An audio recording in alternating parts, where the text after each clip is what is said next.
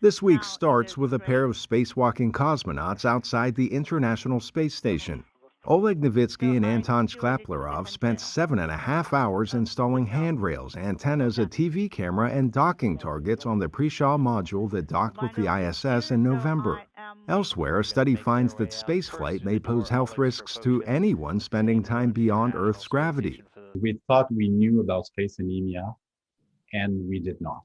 We had assumed that this was a very quick phenomenon of adaptation and nothing was going on. And now we're discovering that's not the case. That space has a primary specific effect on red blood cell regulation. Anemia is a red blood cell deficiency, which makes it harder for our bodies to move oxygen. The study says the body normally destroys and replaces 2 million red blood cells per second, but Trudell's team found astronauts' bodies destroy 3 million every second during a 6-month stay on the ISS. A trip to Mars would take much longer, and Trudell says that raises more questions.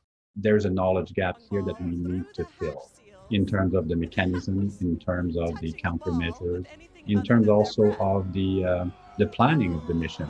So will we need some blood products or artificial blood products on board the mission to Mars, given the fact that there is destruction ongoing? Would we need iron supplements at one point if we can't recycle all of the iron to make new red blood cells? Trudell says weightlessness in space makes having fewer blood cells less of a problem, but landing on Earth or other planets, anemia could affect energy, endurance, and strength. The Canadian Space Agency funded the study that focused on 14 astronauts, and while it didn't examine space tourists, Trudell says the microgravity they experience likely triggers space anemia as well. Finally this week, more bad climate news for our home planet. NASA and NOAA, the National Oceanic and Atmospheric Administration, released reports showing 2021 as the 6th hottest year on record and the last 8 years as the hottest ever recorded. Experts say hotter temperatures mean more extreme weather events like heat waves and floods.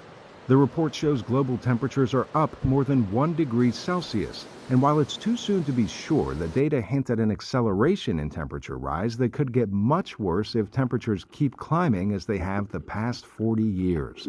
Arash Arabasadi, VOA News.